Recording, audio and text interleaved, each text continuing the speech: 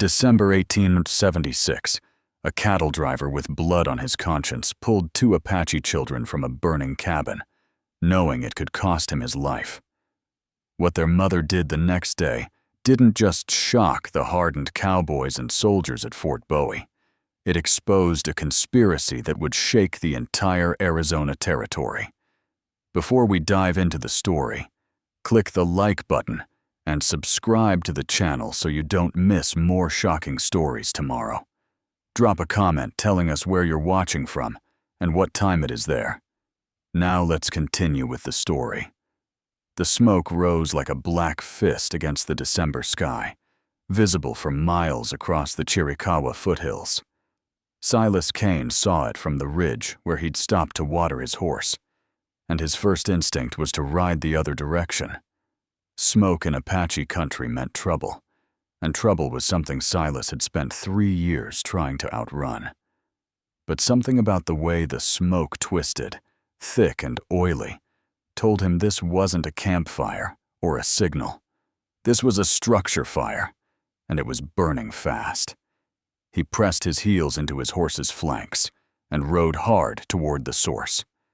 The abandoned homestead came into view 5 minutes later, flames already consuming the roof and licking through the windows. Silas had seen enough burned buildings during the war to know this one would collapse within minutes. He was turning his horse away when he heard it. A child's scream, high and desperate, cutting through the roar of the fire. Every instinct told him to leave.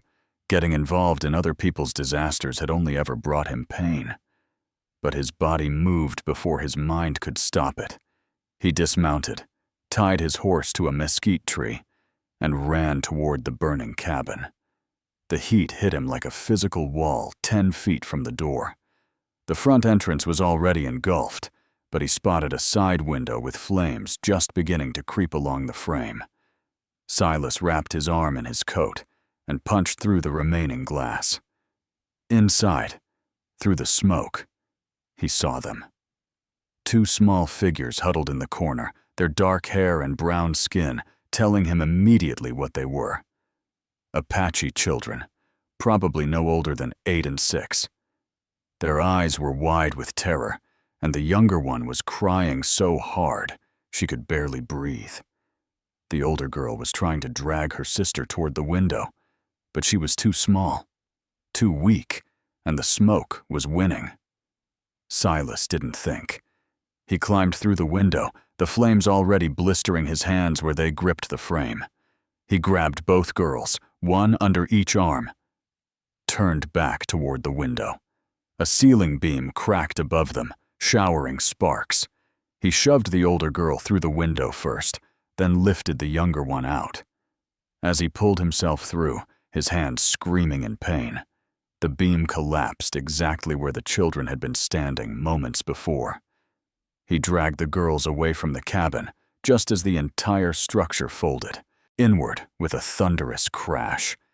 They lay in the dirt, coughing and gasping. Silas looked at his hands and saw the skin had already bubbling with burns. The girls stared at him with a mixture of fear and confusion, speaking rapidly in Apache, a language he didn't understand. As the adrenaline faded, reality set in. He'd just saved 2 Apache children during a time when both sides were killing each other without mercy. He had no food, no supplies for children, and no idea what to do next. But as night began falling over the foothills, and the older girl reached out to touch his burned hand with surprising gentleness, Silas made a decision that would change all of their lives. He would try to find their people and return them, even if it killed him. Silas tore strips from his already ruined shirt and wrapped them around his blistered hands, wincing with each movement. The girls watched him in silence, the younger one still trembling. He knew he should leave them somewhere visible and ride away. Someone from their tribe would find them eventually.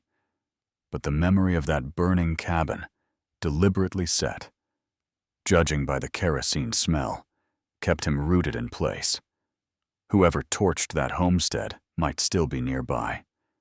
The older girl suddenly grabbed his arm and pointed toward the Dragoon Mountains, rising dark against the twilight sky. She said something in Apache, then tried Spanish. Casa, madre, home, mother. Silas felt his stomach drop. These children had a mother out there somewhere, probably searching desperately. He thought about his own mother back in Tennessee, how she'd looked at him the last time he saw her, right after the war. The disappointment in her eyes when she realized what he'd become. He made his decision quickly, before fear could change his mind. He lifted the younger girl onto his horse and gestured for the older one to climb up behind her. The child hesitated, then obeyed. Silas took the reins and began walking north toward the mountains, every step taking him deeper into territory where white men didn't survive long. They traveled through the night, Silas following the older girl's pointed directions. She told him her name was Kiona, and her sister was Isa. Through broken Spanish and gestures, Kiona explained that their father was Mexican, a rancher who married into the tribe. The land raiders came 3 days ago. Her father fought them. He didn't survive. Silas understood then why the cabin was burned. Mixed families were targets from both sides, caught between two worlds that wanted them erased. His hands throbbed with each step, but he kept moving. Isa fell asleep against her sister's back, exhausted from crying. Kiona stayed alert, watching the darkness with eyes too old for her age. Dawn broke cold and harsh over the foothills. Silas shared his last piece of dried beef with the girls and rationed water from his canteen. Kiona ate carefully, saving half her portion for Isa. That simple act of protection reminded Silas why he was doing this impossible thing. They continued into the mountains, following game trails that twisted through rocky passes. Around midday, Isa suddenly grabbed Silas's burned hand, making him gasp. But she wasn't hurting him. She was pointing at his blistered palm with concern, then at her own small hand, comparing them. She said something soft in Apache that he didn't need translation for. She was thanking him. Silas had killed 17 men during the war that he could remember, maybe more in the chaos he tried to forget. No one had ever thanked him for anything. Before he could respond, his horse's ears flicked forward. The animal sensed something. Silas looked up and saw them. 12 Apache warriors on horseback, rifles raised, forming a semicircle that blocked every escape route. They'd been herded like cattle into this exact spot. The warriors' faces were hard as the stone mountains behind them, and Silas knew with absolute certainty that he was about to die. Silas raised his bandaged hand slowly, showing he was unarmed. His revolver was still in his holster, but reaching for it would be suicide. The warriors didn't move, their rifles trained steady on his chest. He could feel their hatred like heat from a fire, and he couldn't blame them. Every white face probably looked like the men who'd been slaughtering their families. He kept his hands up and stepped sideways, positioning himself between the rifles and the children. It was a pointless gesture. If they wanted him dead, a human shield wouldn't stop Apache bullets. But something in him refused to let these girls watch another person die protecting them. The lead warrior, a man with a scarred jaw and eyes like flint, said something sharp in Apache. Silas didn't understand the words, but he understood the tone. Explain yourself, or die. Before Silas could attempt a response, Kiona suddenly shouted something and slid off the horse. She ran straight toward the warriors, which nearly stopped Silas's heart. But she didn't stop at the rifles. She ran to the scarred warrior and threw her arms around his leg, crying words that tumbled over each other. The warrior's expression cracked. He lowered his rifle and knelt down, pulling Kiona close. Issa scrambled down from the horse and joined them, both girls talking frantically. The warrior listened, his eyes moving from the children to Silas and back again. When the girls finished, he stood slowly and said something to the other warriors. Half of them lowered their weapons. The other half kept Silas in their sights. A younger warrior who spoke Spanish moved forward. Goyatle asks why a white man carries Apache children into our mountains, why you have burns on your hands, why you did not leave them for the buzzards like your people usually do. Silas chose his words carefully. I found them in a burning cabin 2 days south. Land raiders set the fire. Their father was already dead. I couldn't leave children to burn. The translator repeated this in Apache. Goyatle studied Silas with an intensity that felt like being dissected. He walked closer, examining the bandaged hands, then spoke again. Goyatle says you are either very stupid or very brave, maybe both. He is Kiona's uncle, brother to her mother Nalin. She has been searching since the raid, believing her daughter's dead like her husband. She is injured and half mad with grief. Then take them to her, Silas said. That's all I wanted. Goyatle said something that made several warriors laugh, though the sound held no humor. The translator's face remained grim. Goyatle says it is not that simple. You have entered our territory. You have seen the location of our camp. White men who gain this knowledge do not leave alive. I don't want your secrets, Silas said. I just wanted to bring them home. Goyatle spoke again, longer this time. The translator looked almost sympathetic when he delivered the message. You will come to our camp. Nalin will decide if you die or live. This is the Apache way. You saved her daughters, so she owns your fate now. He paused. Goyatle says to tell you this, white man. Pray that grief has not destroyed her mercy. The Apache camp was hidden in a canyon so narrow that Silas would have ridden past it a dozen times without noticing. Wickiups dotted the canyon floor, smoke rising from cooking fires. Women stopped their work to stare as the warriors brought Silas through.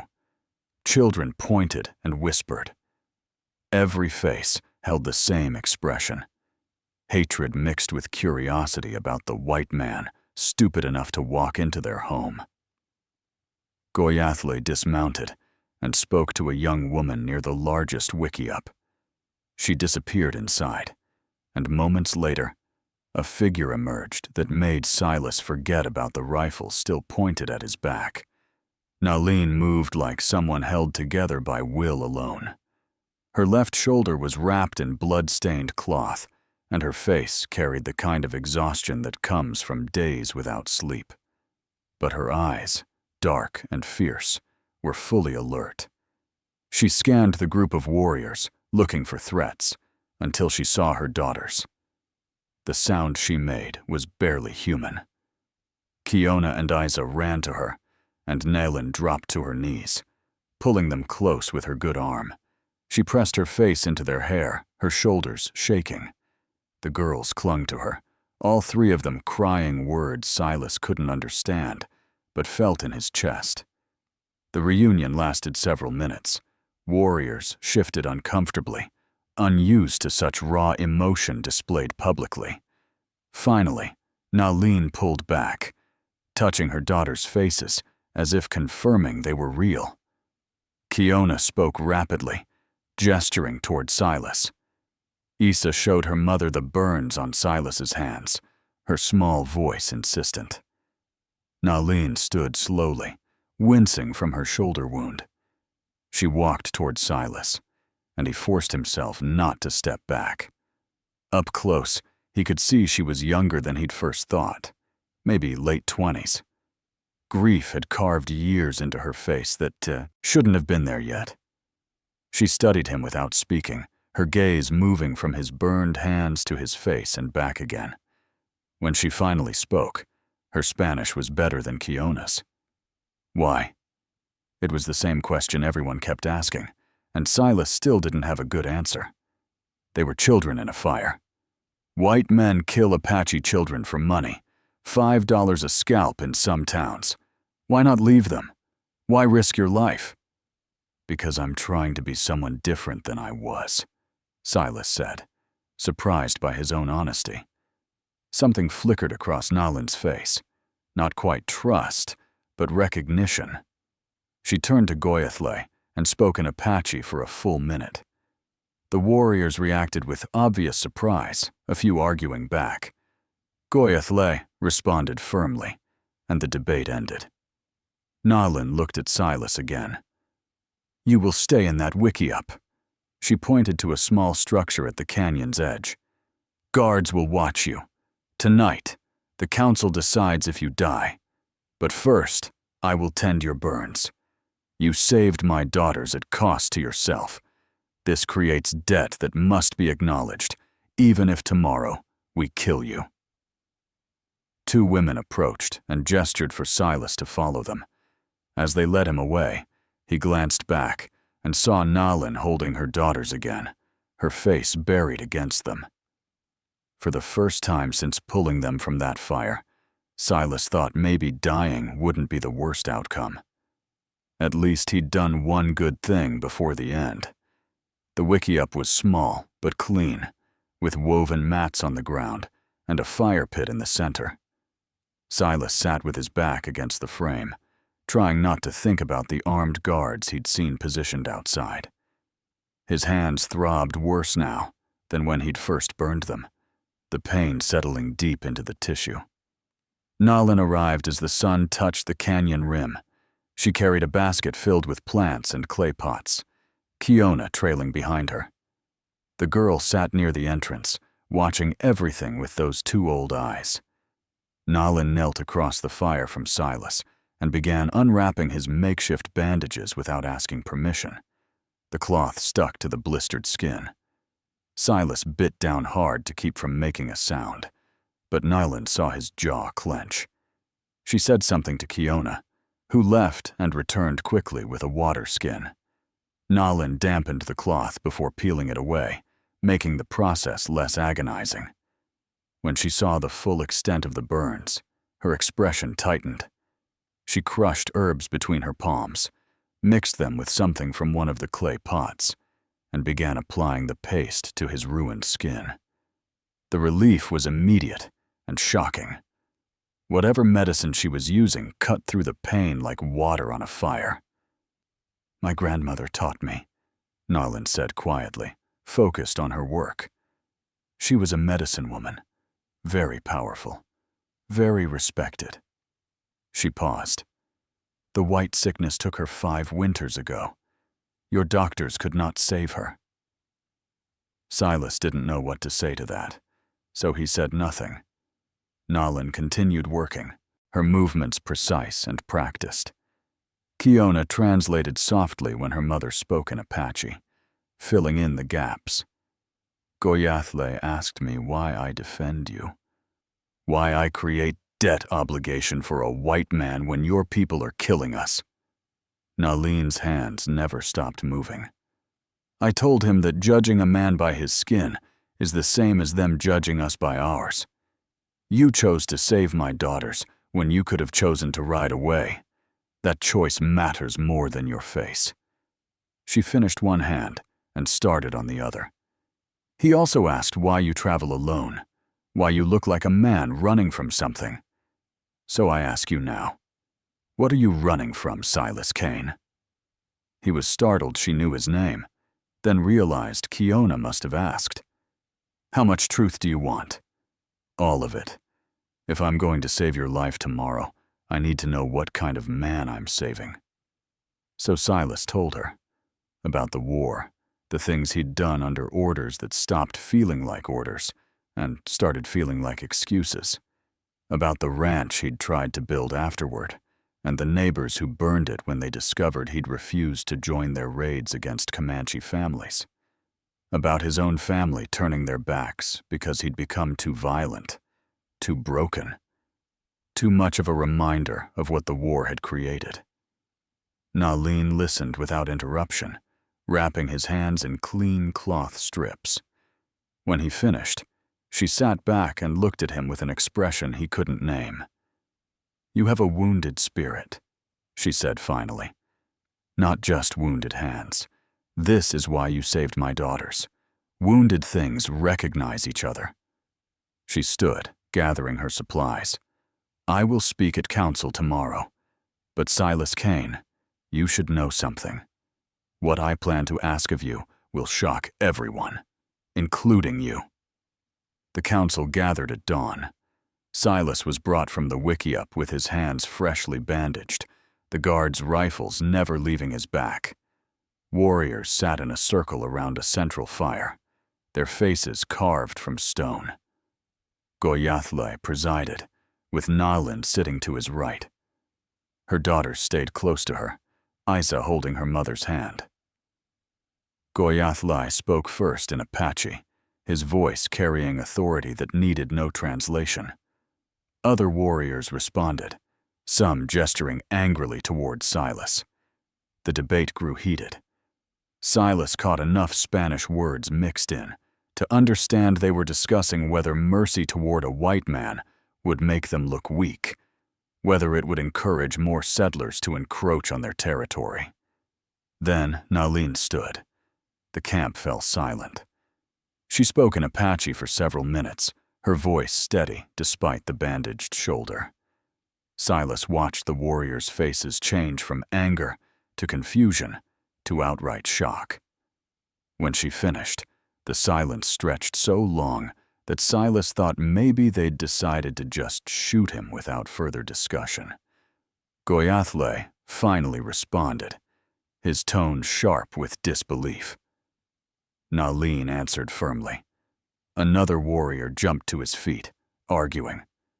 Nalin cut him off, with words that made several men flinch.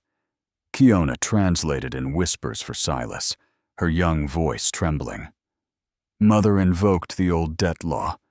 She says you created an obligation by saving us at great cost to yourself. The council must honor it." Kiona paused. "But Uncle Goyathle says the method of repayment is madness." The debate continued for another hour. Finally, Goyathle raised his hand for silence and spoke directly to Silas in Spanish. "Nalin has demanded something no Apache woman has demanded before. She will heal you completely and guide you safely from our territory, but only if you agree to take her and her daughters with you to Fort Bowie." Silas felt his stomach drop. "That's suicide. For all of us." "Yes," Goyathle agreed. "But Nalin has proof that the men who killed her husband and burned her home were hired by the Indian Affairs agent, Edmund Vickery. He wants Apache families driven from land where silver has been found. Her husband discovered documents before he died. She plans to present this evidence to the Army commander and demand justice under the treaty laws." "The Army won't listen to an Apache woman," Silas said. "They might listen to an Apache woman traveling with a white man who witnessed the aftermath of the raid," Nalin said, switching to Spanish. "They might listen when I show them contracts with Vickery's signature, ordering the murders of treaty-protected families. My husband died trying to stop a war that Vickery is deliberately starting for profit. I will not let his death mean nothing." Silas looked at her injured shoulder, at her daughters clinging to her skirt, at the impossible determination in her eyes. She was asking him to risk everything for a justice system that had failed him too. "If I refuse," he asked, "then you die here, and I make the journey alone," Nalin said simply. "But I think you understand what it means to need redemption. I think you understand what it means to try being someone different than you were. So I ask you, Silas Kane, will you help me stop a war?" They left before sunrise, with Goyathle's warning still ringing in Silas's ears. "If you betray her, Apache justice will find you in whatever hole you crawl into. We are very patient, and we never forget.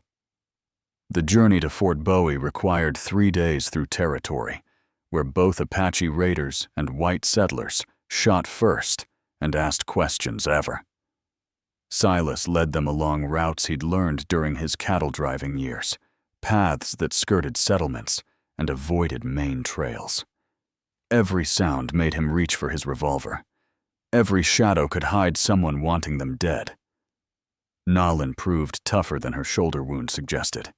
She never complained, never slowed them down, and kept her daughters calm with quiet songs in Apache when they grew frightened. On the first night, camped in a dry wash, she changed Silas's bandages again. The burns were healing faster than seemed possible. The blistered skin had already forming new tissue beneath. Her medicines. "Your grandmother's knowledge is powerful," Silas said, watching her work. "Knowledge is only powerful if someone remembers it," Nalin replied. "When my grandmother died, half her medicines died with her. The young women were more interested in learning white ways, thinking it would protect them. It did not." Kiona sat close, practicing the English words Silas had been teaching her. Simple phrases for safety. "We mean no harm. We seek the commander. We have important information." Isa mimicked her sister, turning the lessons into a game that made even Nalin smile slightly. On the second night, after the girls fell asleep, Nalin showed Silas the documents her husband had died protecting.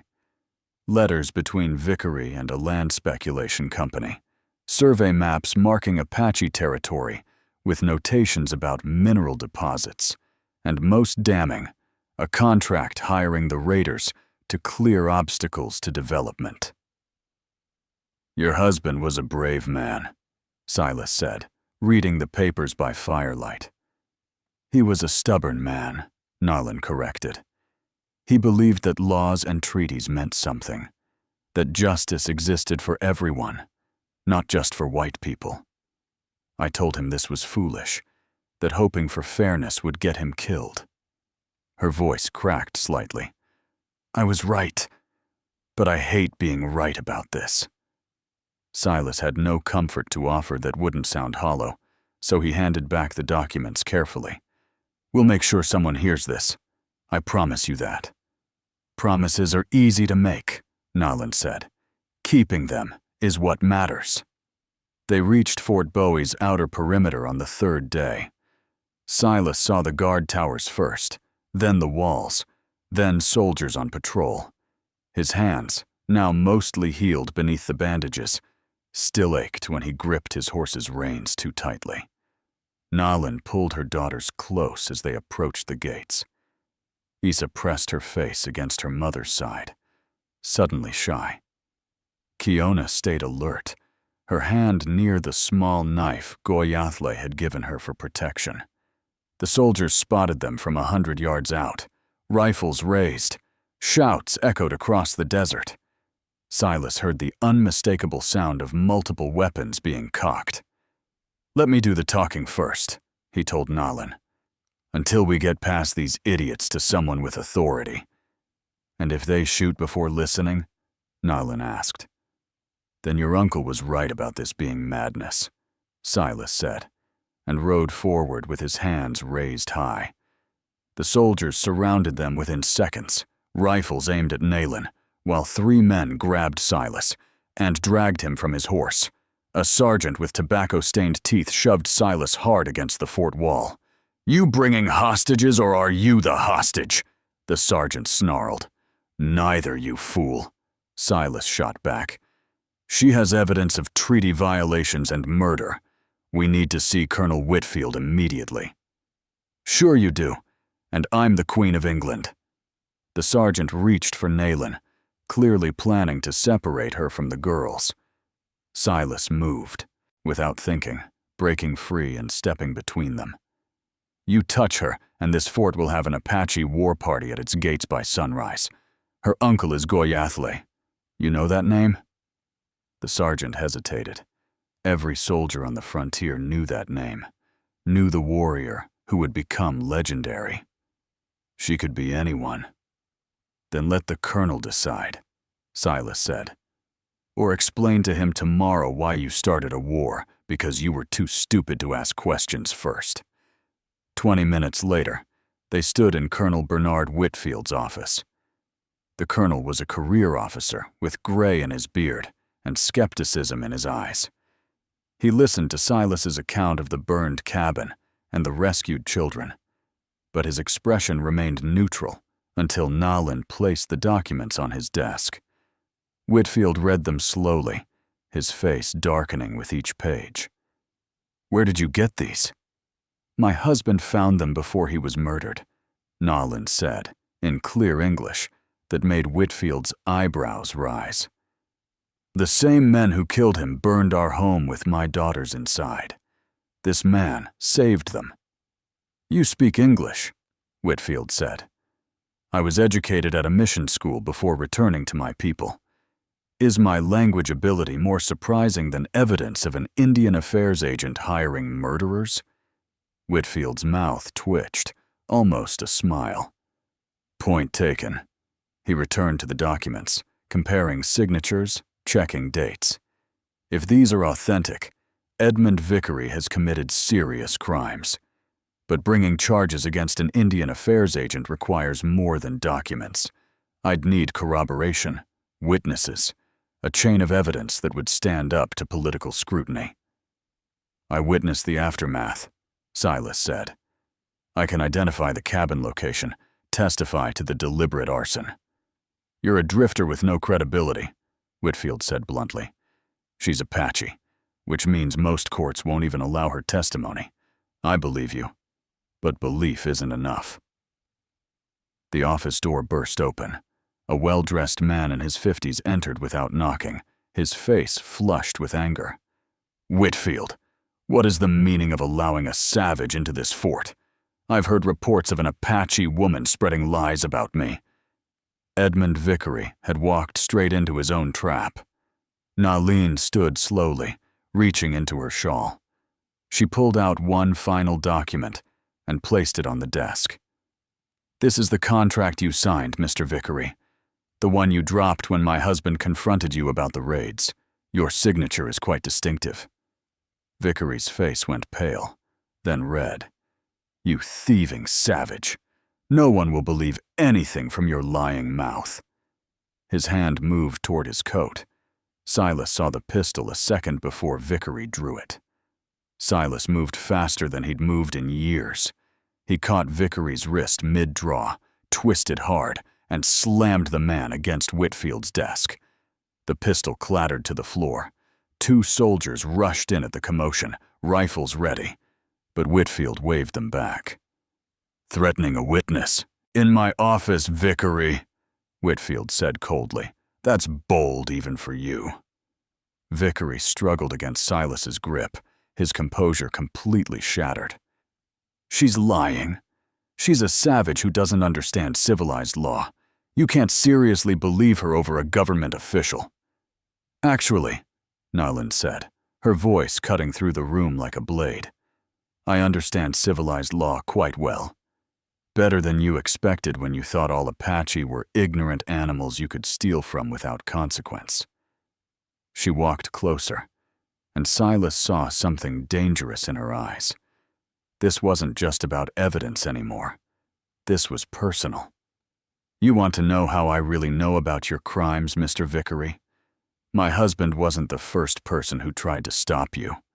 6 months ago, you met with a rancher named Thomas Dunbar. He complained about your survey teams trespassing on Apache treaty lands. 2 weeks later, raiders burned his ranch and killed his family." Vickery's face went from red to white. "You can't prove any connection. I have his letters to the territorial governor. Letters describing your threats. Letters my husband collected because he knew someone needed to document your pattern of violence." Nalin pulled a leather journal from inside her dress. "I have dates, names, locations. 12 families targeted after they opposed your land grabs. 12 families destroyed." She opened the journal and began reading in English, so perfect it stunned everyone in the room. Names, dates, specific details that could only have come from meticulous documentation. With each entry, Vickery shrank further into himself. My husband spent a year gathering this evidence, Nolan continued. He was patient, careful. He knew that one dead Apache family wouldn't matter to anyone, but 12 families, including white ranchers. That creates a pattern even corrupt officials can't ignore. Whitfield took the journal, flipping through pages filled with neat handwriting in both Spanish and English. His expression grew darker with each page. Where did your husband get all this information? He worked as a translator for the territorial government. He saw documents that weren't meant for Apache eyes. He made copies when no one was watching. He knew it would probably get him killed. Her voice finally broke. He was right about that too. Vickery lunged for the journal. Silas caught him again, this time throwing him into a chair hard enough to knock the wind from his lungs. The Indian Affairs agent sat gasping, his expensive suit rumpled, his carefully constructed authority completely destroyed by a woman he'd dismissed as irrelevant. Colonel Whitfield, Nyland said formally, I am asking you, under the treaty laws my people were promised would protect us, to arrest this man for conspiracy to commit murder.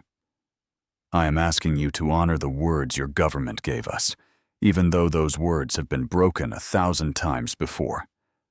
I am asking you to prove that justice exists for everyone, not just for white men with power. Whitfield stared at the journal for a long moment. The office felt suspended in time, waiting for a decision that would determine whether justice meant anything at all. Finally, the colonel looked up at his soldiers. Arrest Edmund Vickery for conspiracy to commit murder in violation of federal treaty laws. Hold him in the stockade pending investigation. Vickery exploded with threats about political connections and career destruction, but the soldiers dragged him out anyway. When the door closed, Whitfield turned to Nowlin with something close to respect. You've handed me evidence that could reform the entire Indian affairs system, but you realize what this means for you? That I can never go home, Nyland said quietly.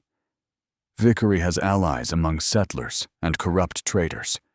They will want revenge, and the tensions between my people and yours are now so high that even my uncle cannot guarantee my safety without risking broader conflict. I can offer you quarters with the Apache scout families here at the fort, Whitfield suggested. No, Nyland's voice was firm. I will not live under military watch, raising my daughters to be neither Apache nor white, belonging nowhere. Silas had been silent through all of this, but now he found himself speaking before his brain could catch up. I have a ranch 3 days north. Small place, barely surviving, on land nobody wants because the soil's difficult.